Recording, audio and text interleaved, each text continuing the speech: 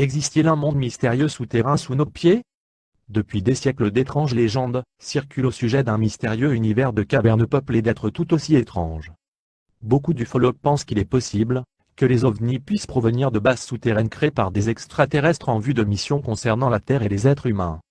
Depuis des générations, des mythes, des légendes ou des rumeurs circulent sur ce monde enfoui. Certaines de ces légendes datent de l'Antiquité. Elles évoquent une flore et une faune fantastiques peuplant les cavernes des peuples anciens. Socrate parlait d'immenses trous dans la terre habités par l'homme, et de vastes cavités traversées par des rivières. Dans le mont Kokhoneev, au sud-ouest de la Californie, on subodore l'existence d'une grande caverne légendaire.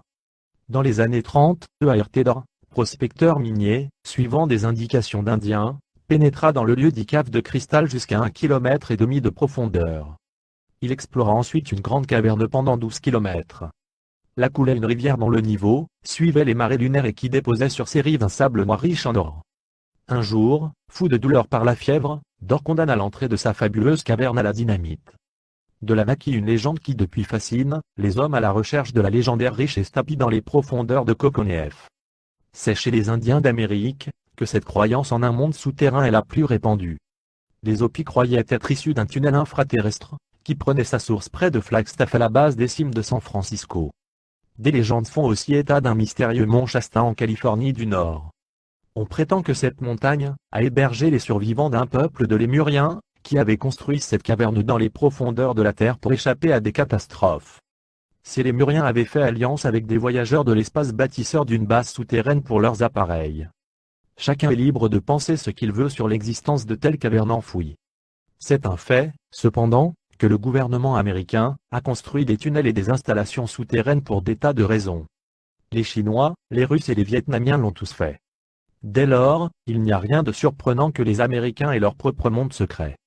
Un rapport officiel des autorités américaines du 7 août 1989 révèle, entre les lignes, le plan secret destiné à assurer la continuité du gouvernement en cas de catastrophe. Le plan est baptisé de la continuité du gouvernement, CO. Le texte stipulait que ce programme, si tant est qu'il fonctionna, était l'ultime assurance du gouvernement dû la fin de monde se produire. En 1982 on crée un nouvel organisme, l'agence chargée des méthodes de planification de la mobilisation sous la supervision du président. Dans l'éventualité d'une attaque nucléaire, des équipes spéciales détenant des plans de guerre, des codes militaires, et autres données sensibles seraient chargées d'accompagner les successeurs désignés du président vers des postes de commandement secrets disséminés dans le pays. Il était également prévu l'évacuation des 46 officiers sélectionnés du plan global d'évacuation d'urgence. On trouve 50 de tels bunkers de retraite situés dans 10 régions du pays, tous reliés par satellite au réseau souterrain de communication. Les recherches sur les constructions à grande profondeur ont été subventionnées par l'US Air Force depuis 1958. La firme rend a mené de telles études, et est l'auteur de comptes rendus sur des méthodes de construction, sur les équipements et les installations, et sur la création de cavités par explosion nucléaire. La ventilation des constructions souterraines posait un grand problème aux ingénieurs. Il fallait prendre en compte les questions de ventilation, de contamination et pas seulement celles des retombées radioactives. Un travail sous terre implique des facilités d'entrée-sortie, et l'aménagement de lieux de vie. Des puits ou des tunnels assureront la circulation, tandis que des espaces ouverts tels que des chambres, des voûtes seront nécessaires à l'hébergement. Tout cela implique des tas de problèmes de construction. Ceux concernant les lieux de vie, et donc les plus larges ouvertures sont les plus complexes. D'une façon générale, les problèmes posés par la création et la maintenance de telles installations sont spécifiques. On utilise d'énormes foreuses à disques broyeurs de grand diamètre pour créer les tunnels qui relient les logements et les installations. Pour le tunnel sous la Manche, le plus grand projet européen jamais entrepris, 3 excavations ont été nécessaires entre la France et l'Angleterre. Les 11 machines chargées du travail sont d'une taille telle qu'elles nécessitent d'être assemblées dans des cavités souterraines de 20 mètres de haut. Le passage entre le détroit de Douvres et le pas de Calais employa 6 de ces machines, tandis que 5 autres étaient chargées de relier les souterrains à la surface. Les ouvriers contrôlaient sur écran vidéo les têtes de tungstène et des lasers. Ces foreuses ressemblent à d'énormes verres d'acier. Pour chaque machine, le creusement proprement dit, l'évacuation des déblais et la finition du travail par béton précontraint, sont assurés par une équipe de 35 hommes. Chacune d'elles fait 180 mètres de long, comporte des lames de 8,7 mètres de diamètre et pèse 95 tonnes. La publication Omni a produit, en septembre 1983, un reportage photo le système Subterrone, un tunnelier nucléaire développé à Los Alamos.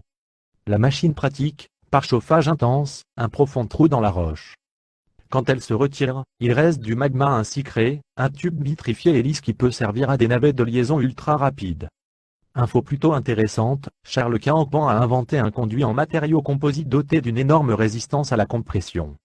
C'est une sorte de tube que l'on peut simplement poser sur le fond de la mer sans aucune excavation. Une proposition a été faite à l'Espagne en vue de relier le Maroc. Il existe un engouement sur le sujet. Selon le Wall Street Journal du 12 décembre 1990, Susan Nelson, directeur de l'Association américaine pour l'aménagement des espaces souterrains, a dit « Nous assistons tout bonnement actuellement à un intérêt croissant pour les tunnels et les installations souterraines d'une façon générale. Ce secteur d'activité croule sous des propositions de financement gouvernementaux. L'Espagne veut créer un tunnel sous les Pyrénées vers le Maroc. Les Norvégiens envisagent quelque chose sous les fjords. Les Japonais gambergent un truc vers la Corée du Sud. Les Canadiens construisent un tunnel reliant le Nouveau-Foundland à l'île Prince-Édouard. En Amérique, pas moins de 87 projets de tels travaux publics sont envisagés dans les 3 ans à venir. N'oubliez pas que tous ces projets sont civils. La technologie civile ne fait qu'emprunter aujourd'hui des chemins sur lesquels les militaires sont déjà passés hier. Le rapport RAND présentait, en 1959, des photos de grandes foreuses de tunnels, TBMS. Il est probable que les militaires utilisent de tels engins depuis les années 40, dans des projets à grande échelle. Les tunnels font l'objet d'un fort intérêt à cause de la surpopulation mondiale. En Italie du Nord, on prévoit d'enfouir une partie d'autoroute pour éviter de passer au travers des zones forestières et agricoles d'intérêt historique. Monsieur Russell J. Mill est de l'École des mines du Colorado, et directeur du Centre pour les projets miniers dans l'espace à Boudé, Colorado, étudie la faisabilité de bases spatiales et de cités souterraines sur Mars et sur la Lune. Bien sûr, il est bien possible qu'un inconnu l'ait déjà devancé. Selon des informateurs, dans des installations souterraines, les ouvriers sont transportés et ramenés de leur travail par des tubes navettes. Il ne s'agit pas uniquement d'un métro. Ces conduits sont dotés de haute technologie. Dès lors, il n'est pas surprenant d'apprendre que Frank P. Davison du Massachusetts Institute of Technology, MI, et, pour désencombrer les voies aériennes, imaginez des avions électriques sans ailes, se déplaçant à toute vitesse dans des tubes scellés, sorte de chambres à vide sans friction. Peut-être devrait-il rencontrer Dr Campan, et envisager l'utilisation de sa buse en composite. Les ouvriers tunneliers ont leur propre association intitulée les TOP. Ils sont bien plus intéressés que la plupart d'entre nous, occupants de la surface, par les conversations sur les tunnels et leurs percements. Ce n'est plus un mystère que des gouvernements disposent de leurs propres tunnels secrets et de chemins de fer souterrains. Les dirigeants chinois ont fait construire des galeries cachées équipées de voies ferrées sous Pékin, afin de pouvoir prendre la fuite en cas de crise. Selon un fonctionnaire chinois, les tunnels relient les maisons des dirigeants, des bâtiments du gouvernement, la banque centrale et une base militaire. Cela ressemble à un plan de fuite bien concocté. Prends tes biens les plus précieux, de l'argent frais à la banque, récupère des gardes armés dans une base et tire-toi vite fait. Le réseau a été construit pendant près de 40, comme défense contre des envahisseurs étrangers. Nous pouvons être sûrs que, ce que la Chine a fait, nous aussi l'avons fait. Le Japon, dans ses surpeuplés, pense sérieusement à aménager la vie sous terre. Ils envisagent de créer des plantations, des lignes de chemin de fer et des villes souterraines. Selon un récent numéro du journal OMI, l'entreprise Thésée projette la construction sous la surface d'un complexe appelé Alice City. On y trouverait des magasins, des bureaux, des hôtels, des théâtres et des terrains de sport. Des aires de promenade arborées peuplées d'oiseaux, et agrémentées d'aquariums de ponts et de chutes de serpenteraient ici ou là. La société Shimizu dispose de plans de construction, sous Tokyo, d'un réseau souterrain s'étendant sur 5000 km de. Ce réseau contiendrait des centres commerciaux connectés par navettes souterraines, que pourraient emprunter les ouvriers. Selon l'écrivain de science-fiction Isaac Asimov, la vie souterraine présente des avantages. D'abord, plus personne ne s'inquiéterait de la météo. La température serait maintenue à un niveau constant entre 13 et 16 degrés. Ceci permettrait d'économiser beaucoup de l'énergie utilisée pour le chauffage ou la climatisation. En l'absence de cycle solaire diurne, les activités de travail et de loisirs seraient susceptibles d'être réparties sur 24 heures, selon les préférences de chacun. Tous les transports, l'hébergement et la communication seraient souterrains, libérant la surface du foulonnement humain. La surface de la Terre serait dotée de centres de récréation et de restaurants, où tout un chacun pourrait observer un ciel clair, le renouveau de la planète, la vie animale et disposerait de place pour l'excursion de fin de semaine.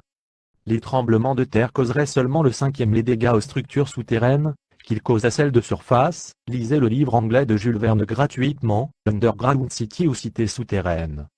Dans un livre spéculatif et provocateur intitulé Alternative 3, l'auteur Leslie Watkins soutient l'idée d'une communauté scientifique devenue concernée par l'état de l'atmosphère terrestre, scénario qu'il est beaucoup plus facile d'accepter de nos jours. 3 alternatives sont nées de réunions secrètes entre scientifiques. L'alternative 1 consistait à créer des trous par explosion dans la stratosphère, afin que la chaleur et la pollution puissent s'échapper. L'alternative 2 envisageait le transfert de la population terrestre dans d'immenses cavernes souterraines alimentées par l'air froid et frais du sol. Peut-être, une alternative 2 réelle était-elle en cours. L'alternative 3 prévoyait d'échapper de la Terre pour aller sur Mars. Nous considérerons l'alternative 3 plus tard. Spéculer sur l'existence ou non de tels plans n'est pas notre propos, mais les concepts sont utiles dans l'examen des futures directions de projets secrets.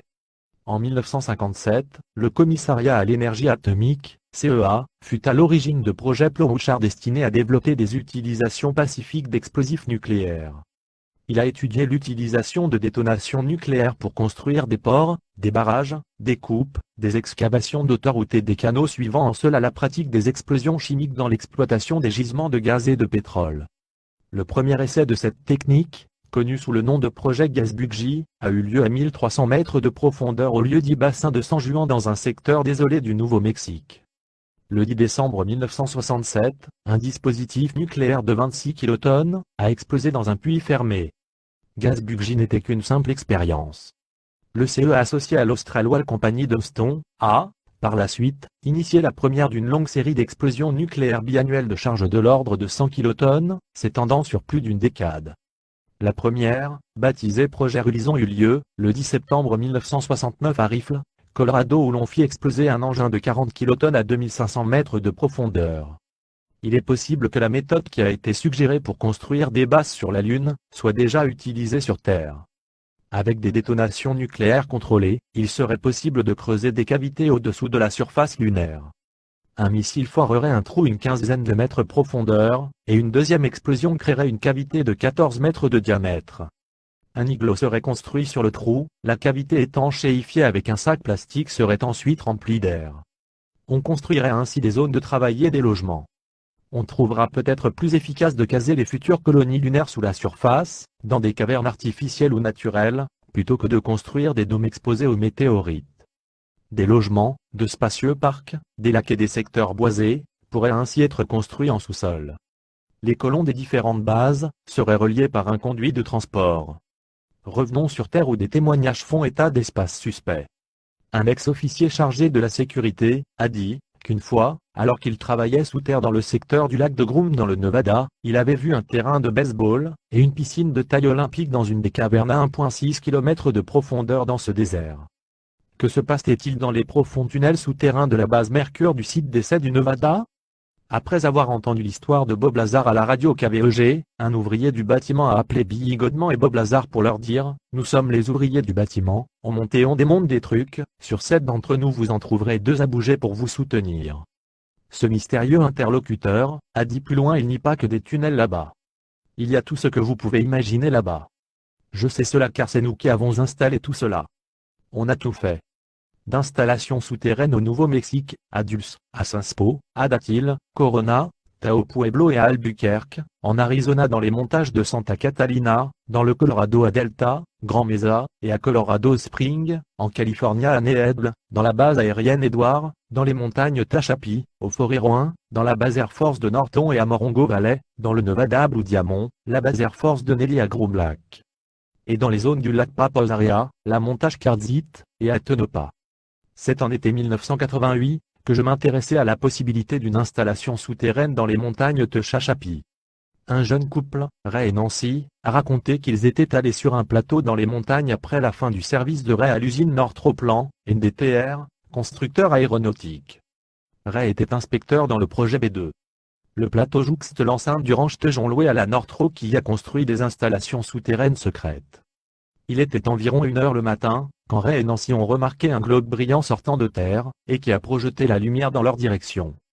Ils ne pouvaient s'expliquer un trou dans leur emploi du temps, missing time, de 2h30. Ray pensait qu'ils avaient observé le globe pendant environ 1 heure, il ne souvient ensuite que du lever de soleil. sous hypnose, Ray se remémora avoir été enlevé et amené dans une base habitée par des extraterrestres de type Petit Gris, et par le personnel de sécurité de la base de l'Air Force. Les entités examinaient Nancy maintenue sur une table de métal. Ray fut profondément bouleversé par le rappel de cet incident sous hypnose.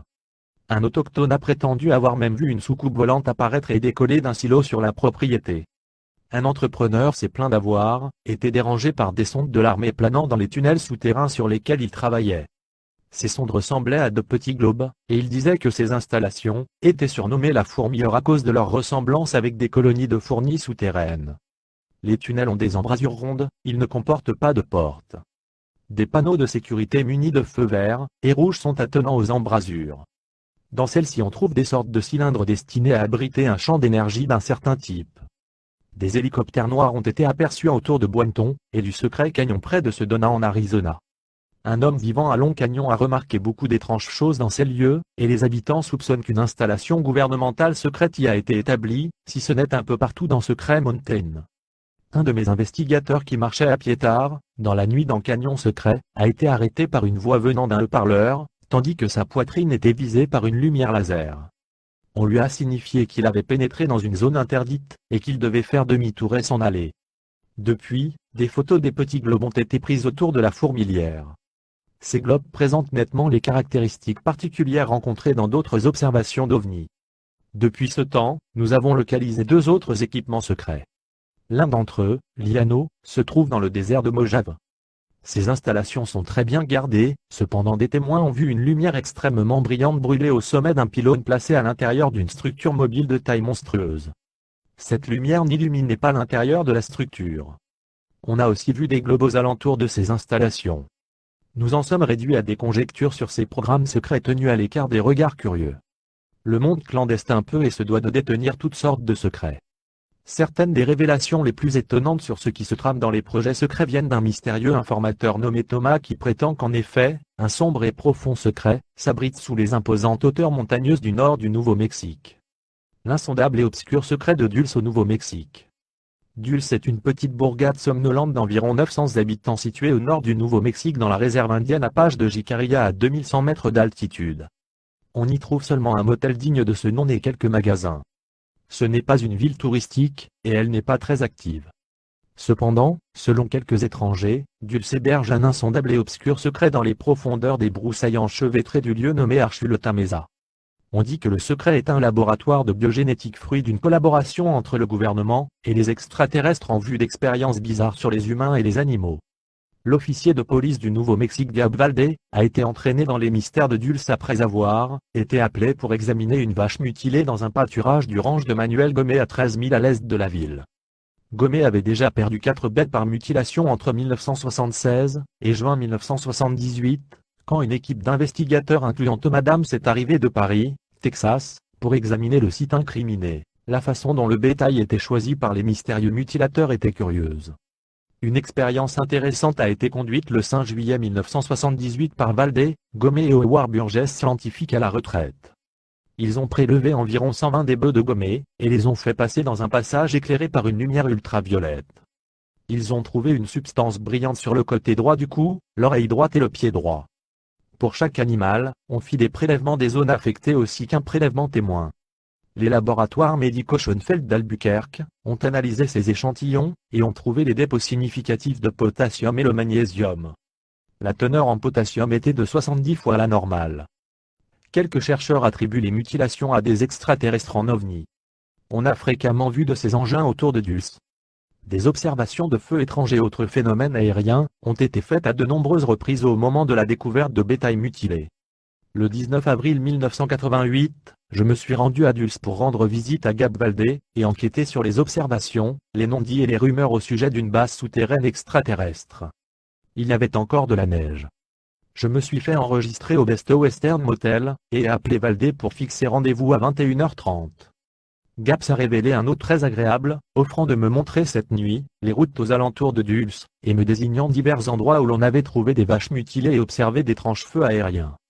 Il m'a étonnamment déclaré toujours observer un avion non identifié une nuit sur 2.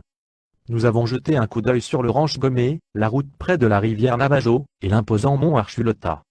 Gabe avait trouvé des traces d'atterrissage et empreintes de chenilles près du site des Muets. Il était convaincu que le scientifique Paul Bennewitz des laboratoires des scientifiques d'Albuquerque était certainement sur la bonne voie quand il tentait de localiser les installations souterraines extraterrestres non loin de Dulce. Personne n'avait une idée précise de l'endroit où se situaient ces installations, ni de la façon dont les humains ou les extraterrestres s'y prenaient pour y pénétrer. J'avais entendu parler de Paul Bennewitz pour la première fois en 1980, quand mon ami Walter m'avait appelé d'Albuquerque et m'avait dit avoir travaillé avec Paul sur des instruments électroniques. Selon Walter, Paul avait non seulement photographié des ovnis, mais avait aussi établi un lien de communication avec leur quartier souterrain de Dulce. Au début, pendant le mois d'août 1980, Bennewitz, montant sur des hauteurs, avait parcouru du regard la zone dite Manzano de stockage d'armes de la base aérienne Kirtland. Un rapport d'incident daté du 28 octobre 1980, émanant de cette base, mentionne que Bennewitz a pris un film sur des ovnis la survolant. Paul, alors préside des laboratoires des scientifiques situés près de Kirtland, a donné une conférence à Albuquerque dans laquelle il détaille la façon dont il avait vu des extraterrestres sur un écran vidéo. À cette époque, les aliens lui transmettaient des signaux d'une base située au-dessous d'Archuleta Mesa. Le chercheur William Moore prétend que les agents du gouvernement ont commencé à s'intéresser aux activités de Bennewitz et ont essayé de le désamorcer en le gavant d'informations bidons. Que la communication de Paul avec des supposés extraterrestres fasse partie, ou non de la campagne de désinformation n'est pas éclaircie. Si Paul est exclusivement à l'origine des informations sur les installations de Dulce, la tactique peut consister à déprécier son histoire et à le discréditer. La manœuvre de désinformation réelle aboutirait à ce que le public croit qu'il n'y avait rien dans l'histoire de Dulce. Dans un rapport intitulé Le projet Beta, Paul déclare avoir passé 2 ans à suivre la trace du vaisseau extraterrestre, qu'il pouvait recevoir en permanence des vidéos venant d'un de ces vaisseaux, et aussi d'écrans de la base souterraine, qu'il avait établi des communications directes avec les aliens au moyen d'un ordinateur, et un genre code hexadécimal, avec des graphiques et des sorties imprimantes, qu'il avait utilisé des photos aériennes et souterraines pour localiser le vaisseau muni d'armes Arélion. Paul soutenait que les extraterrestres étaient retors, usaient de tromperie et ne respectaient pas leurs paroles. Il travaillait avec Walter sur un armement destiné à les contrer. Sommes-nous passés du monde réel à celui de la science-fiction ? Mais alors, des phénomènes bizarres peuvent prendre source dans une réalité bizarre. Dans la suite de nos études, le monde de la science-fiction deviendra celui de la science factuelle. Paul Bennewitz a examiné le cas d'enlèvement de Myrna Hansen du Nouveau-Mexique, qui a rapporté avoir été conduite dans une installation souterraine en mai 1980. D'autre part, Krista Tilton d'Oklahoma affirme avoir vécu une expérience de temps manquant, Missing Time, en juillet 1987, quand, après avoir été kidnappée par 2 petits gris et emmenée dans leur vaisseau à flanc de montagne, elle rencontra un homme habillé d'une combinaison rouge de type militaire. Elle fut conduite dans un tunnel truffé de contrôles de sécurité informatisés et de caméras. Elle raconte avoir emprunté un véhicule de transport vers une autre zone où on la fit marcher sur une sorte de balance couplée à un écran d'ordinateur. La machine lui délivra ensuite une carte d'accès, tandis que son guide lui précisait qu'il venait juste de franchir le niveau 1 d'une construction qui en comportait 7. Le récit de Krista se poursuit en relatant qu'elle avait fini par atteindre le niveau 5, où elle avait vu un vaisseau extraterrestre, ainsi que des entités de type petit gris dans certains endroits. Dans une grande salle, elle vit des capteurs informatisés reliés à des bras plongeant dans de grands réservoirs par un système de tubes.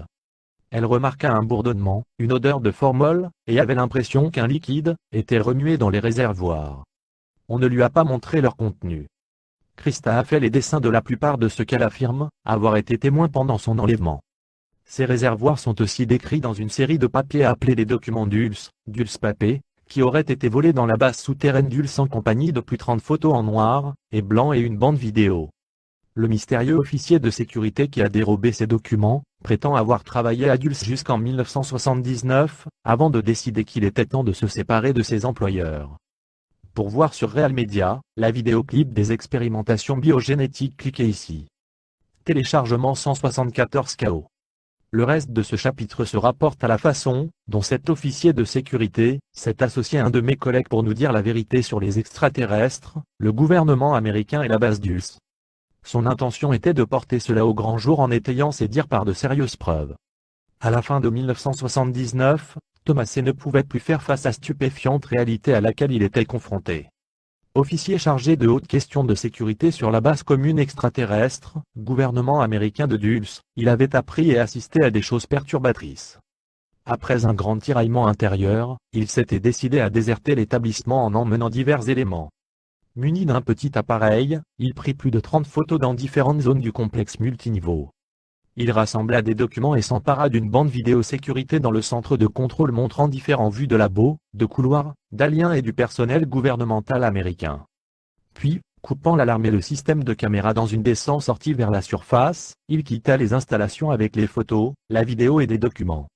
Il cacha les originaux après en avoir fait un jeu de 5 copies. Thomas était prêt à entrer à la clandestinité. Mais, quand il alla récupérer sa femme et son fils, il était attendu par des agents du gouvernement en fourgonnette. Sa femme et son enfant avaient été enlevés.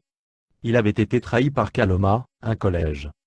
Les agents voulaient ce que Thomas avait pris dans la base en échange de sa femme et de son fils. Quand celui est devenu évide, qu'il serait utilisé dans des expériences biologiques, et n'allait pas lui être restitué sain et sauf, il décida de disparaître. Cela se passait il y a plus de 10 ans. Comment Thomas a-t-il été impliqué dans toute cette intrigue secrète? Thomas, qui a maintenant 50 ans, reçut une formation top secrète en photographie dans une installation souterraine en Virginie occidentale, alors qu'il avait environ 25 ans. Pendant 7 ans, il a travaillé dans la photographie de sécurité de haut niveau dans l'armée de l'air. En 1971, il quitta ce travail pour entrer à la RANCORP à Santa Monica en Californie. En 1977, il a été muté dans les installations de Dulce. Il a acheté une maison à Santa Fe, au Nouveau-Mexique et travaillait du lundi au vendredi. Il se rendait à son travail au moyen d'une profonde canalisation souterraine équipée d'une navette en forme de tube. À cette époque, il avait un compagnon de recherche, qui travaillait dans la sécurité à Santa Fe, Nouveau-Mexique, et faisait des investigations personnelles sur les apparitions d'ovnis, les mutilations animales, les groupes maçonniques et de sorcellerie dans le secteur. En 1979, un ami commun vint à Santa Fe, leur rendre visite à tous les deux. Le visiteur prit connaissance des photos, de la bande vidéo et des documents sur la base Dulce.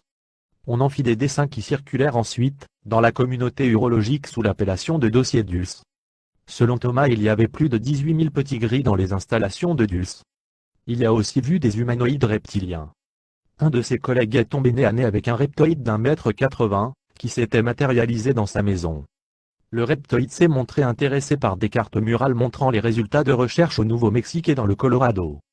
Elles étaient constellées d'épingles colorées, et de marqueurs indiquant les sites de mutilation animale, les cavernes, les emplacements de haute activité d'ovnis, des trajectoires aériennes habituelles, des sites d'enlèvement, des ruines antiques et des localisations présumées de bases souterraines extraterrestres. Les installations multicouches de Dulce comportent un noyau central contrôlé par des forces de l'ordre. Le niveau de sécurité s'accroît au fur et à mesure que l'on descend dans les profondeurs. Thomas avait le niveau d'autorisation Ultra 7. Il connaissait les 7 degrés, mais il est possible qu'il y en ait eu d'autres. On suppose que les extraterrestres occupent les niveaux 5, 6 et 7, le 5 étant celui des logements. La seule inscription en langue anglaise se trouve dans le couloir de la station de la navette tube et indique vers Los Alamos. Il existe des liaisons de Dulce vers des installations à Page en Arizona puis, vers une base souterraine au-dessous du secteur 51 au Nevada. Dulce est également relié à des établissements en dessous de Tahoe, Nouveau-Mexique, Dati, NM, Colorado Springs, Colorado, Creed, Colorado, Sandia puis à Carlsbad, Nouveau-Mexique. Il semble qu'il existe un vaste réseau souterrain de connexion sous les États-Unis, constituant un système global de tunnels et de cités souterraines. Dans la base de Dulce, la plupart des inscriptions sur des portes et dans les couloirs sont dans une langue extraterrestre, ou dans un système symbolique universel compris par les deux cultures. Thomas a déclaré qu'à partir du second niveau tout le monde se dénude, est pesé et se voit attribuer un uniforme. Les visiteurs ont un uniforme blanc cassé composé d'une combinaison zippée. Le poids de la personne est enregistré chaque jour sur une carte d'identification informatisée.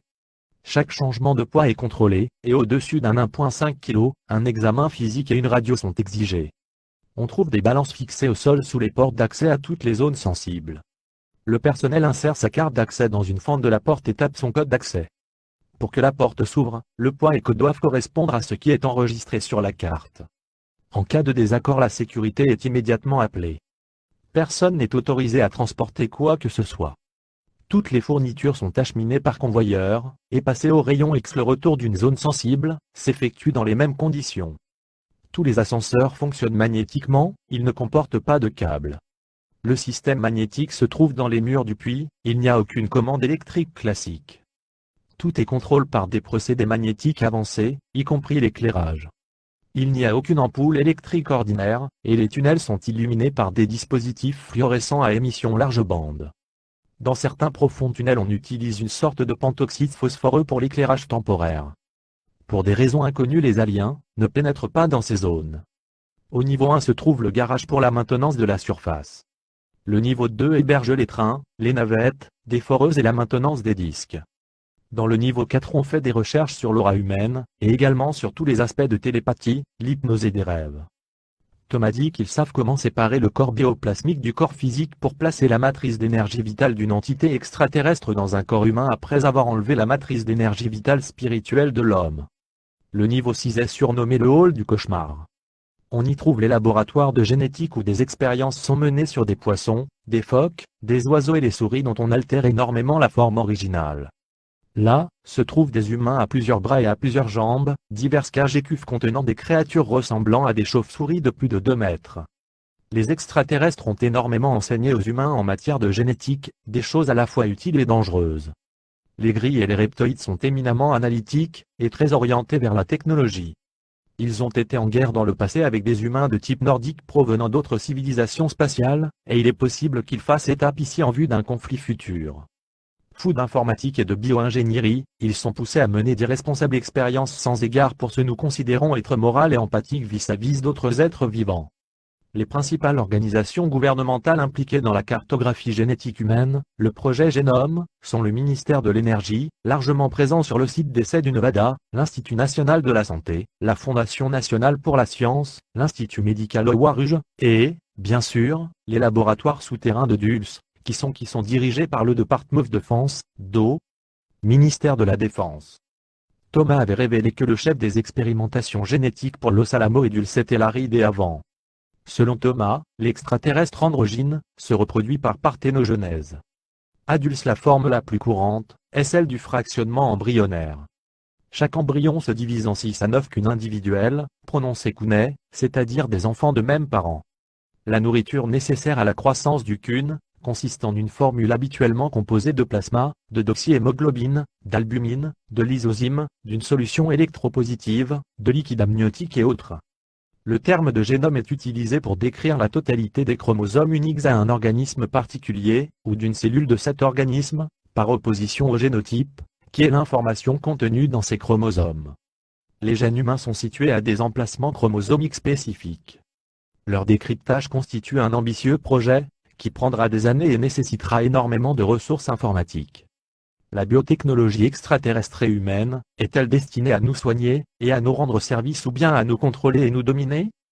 Pourquoi les personnes enlevées par des ovnis, ont-elles été utilisées dans des expériences génétiques? C'est au moment où Thomas a vu des humains en cage au niveau 7 de la base de Dulce, que les choses ont atteint un summum pour lui.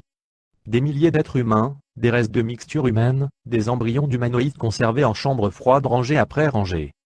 J'ai souvent rencontré des humains en cage, ils étaient d'habitude hébétés, ou drogués mais parfois ils criaient et suppliaient qu'on les aide, disait volontiers Thomas. On nous avait dit que ces personnes étaient irrémédiablement folles, et employées pour des tests à haut risque de médicaments destinés à guérir la folie. On nous avait recommandé de ne jamais leur parler. Au début on avait cru à cette histoire. Finalement en 1978 un petit groupe d'ouvriers a découvert la vérité. Et c'est là que les guerres de Dulce ont commencé. Thomas dit aussi que les aliens n'en veulent pas à notre terre, ni à notre or, ni à nos minéraux, ou à notre eau ni même à la vie humaine ou animale, ce qu'ils veulent vraiment c'est la puissance magnétique, qui déferle à la surface au travers de la Terre. Les extraterrestres moissonnent ce pouvoir magique d'une façon qui nous est inconnue. Selon Thomas ils accordent à cette énergie plus de valeur, qu'à n'importe quoi d'autre sur notre globe. L'histoire de Thomas est-elle à ce point, indigeste pour être avalée et crue? Il est des preuves qu'il se passe d'étranges choses à Dulce. Tout cela ressemble en fait à un cauchemar éveillé. Thomas a-t-il la réponse? Il peut y avoir une épouvantable vérité cachée derrière ces manifestations persistantes telles qu'observation d'ovnis, enlèvements, mutilations animales. Cela fait maintenant de nombreuses décades que nos agences de renseignement gouvernementales ont en permanence surveillé de près les activités d'ovnis. Ces phénomènes extraordinaires doivent avoir une explication extraordinaire. il se peut que nous soyons simplement l'avant-poste d'un vaste empire interstellaire. Il y a peu, le chercheur John Anderson vint à Dulce pour voir si les rapports sur les activités des ovnis présentaient une quelconque vérité. Alors qu'il arrivait sur place, il vit une file de voitures et une camionnette de chez McDonnell Douglas abritant un mini-labo, qui gravissant une route de campagne près de la ville. Il les suivit jusqu'à une enceinte clôturée puis attendit la suite des événements. Soudain, 6 ovnis descendirent rapidement au-dessus de l'enclos, ils planèrent suffisamment longtemps pour qu'ils prennent une photo puis montèrent en flèche et disparurent. Plus tard, s'arrêtant dans un magasin, il parla au propriétaire de la photo d'ovni qu'il venait de prendre. Après l'avoir écouté, celui-ci lui révéla la façon dont il avait été victime de mutilation de bétail lorsqu'il était éleveur. Leur conversation fut interrompue par un appel téléphonique. Le commerçant lui demanda de partir immédiatement. Quand John regagna sa voiture, il vit une mystérieuse camionnette se diriger vers le magasin, et un homme en sortir et pénétrer dans l'établissement. John, décidant de quitter Dulce, fut suivi par 2 hommes en voiture dès la sortie de la ville. Plus récemment encore, une équipe de chercheurs est montée jusqu'à Archuleta-Mesa pour procéder à des sondages sonores du sous-sol. Une première analyse par ordinateur semble y indiquer la présence de cavités profondes. Pendant combien de temps cette zone du Nouveau-Mexique connue des initiés sous le nom de section de restera-t-elle impénétrable et muette? À jamais?